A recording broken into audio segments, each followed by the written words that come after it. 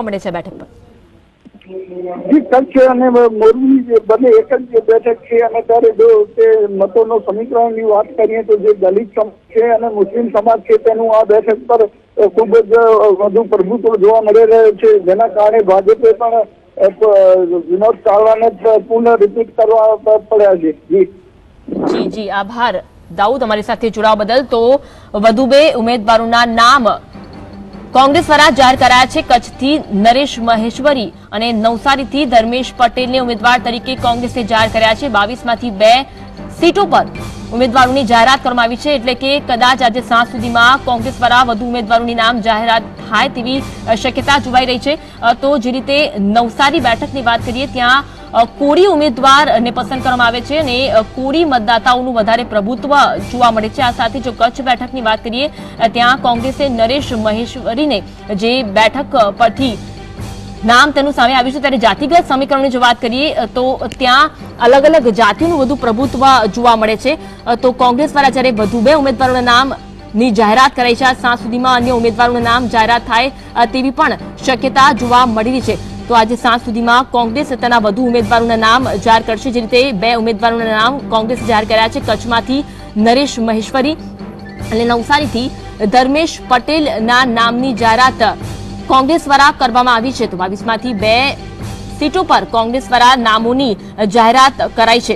એટલે કે જે રીતે કચ્છ બેઠકની વાત કરીએ ત્યાં જાતિગત સમીકરણોની જો વાત કરીએ તો અલગ અલગ સમાજના લોકોની જે વાત છે તો તેનું પણ વધુ પ્રભુત્વ છે. સાથે નવસારીમાં ધર્મેશ પટેલને ટિકિટ આપવામાં આવી છે.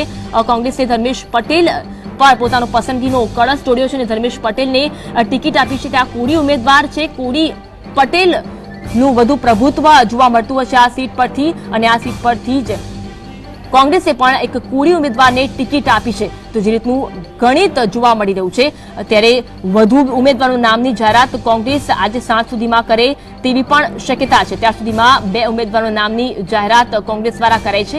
વધુ 2 ઉમેદવારોના નામોની જાહેરાત કરવામાં આવી છે. આ સીટ પરથી કચ્છમાં ભાજપ દ્વારા વિનોદ ચાવડાને ટિકિટ આપવામાં આવી છે. એટલે કચ્છ બેઠક પરથી વિનોદ ચાવડા સામે કોંગ્રેસના નરેશ મહેશ્વરીનું સીધું ટક્કર જોવા મળશે.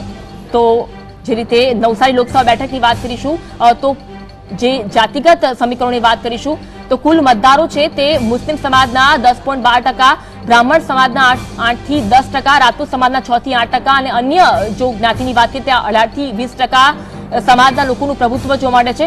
કચ્છ લોકસભા બેઠક પર પટેલ સમાજના 6 થી 8%, વાણિજ્ય સમાજના 5 થી 7%, તો SC 14 થી 16% અને ઓબીસી 13 થી 14% નું પ્રભુત્વ જોવા મળે છે. કચ્છ લોકસભા બેઠકની વાત કરીએ જેમાં મુસ્લિમ મતદાતાઓ છે તે 8 થી 10%, બ્રાહ્મણ 8 થી 10%, રાજપૂત 14 થી 16% અને અન્ય જ્ઞાતિના 31 થી 32% જોવા મળે છે. નવસારી લોકસભા બેઠકની વાત કરીશું જેમાં પટેલ સમાજના 16 થી 18%, ST 16 થી 18%, તો સાથે જ SC 8 થી 10% અને ઓબીસી 12 થી 14% મતોનું પ્રભુત્વ જોવા મળે છે.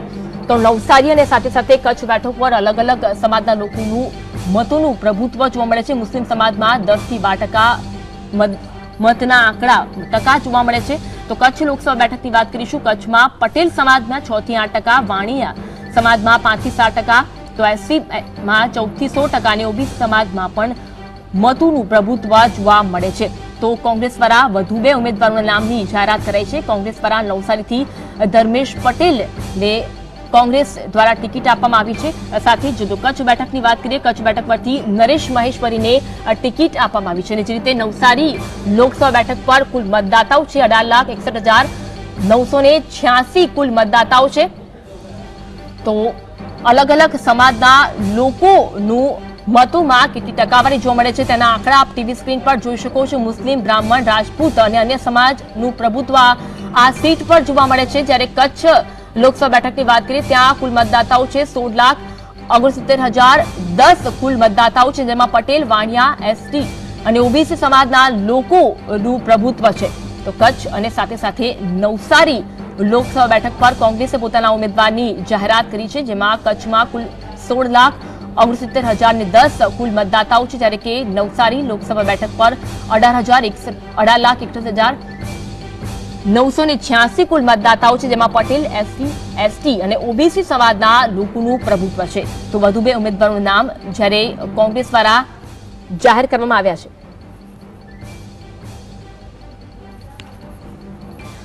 વધુ વાતચીત કરીશું. સંવાદદાતા નવસારીથી ધવલ જોડાયા છે.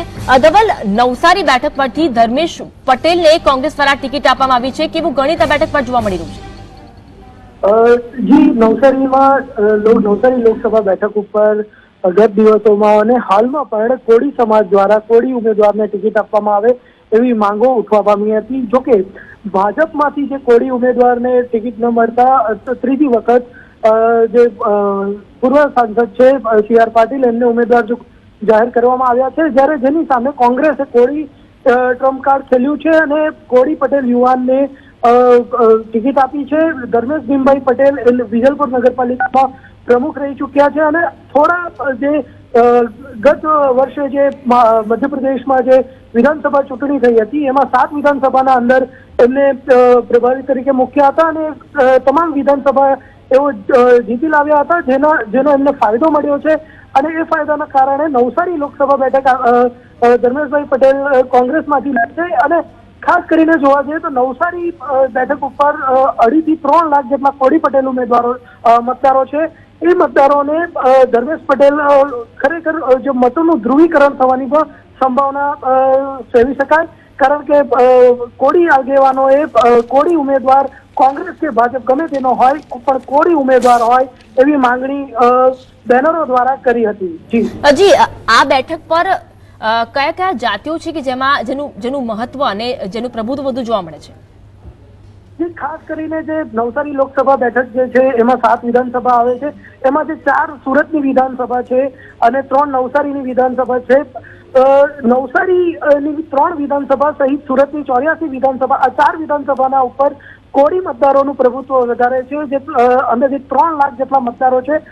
જ્યારે જે સુરતની બાકીની જે 3 વિધાનસભા છે એના અંદર પરપ્રાંતીય જે મતદારો છે 4.5 લાખની આજુબાજુ જેવા થાય છે, જેથી બંને તરફે મતદારોનું સરખું પડેલું રહી શકે એવું કહી શકાય.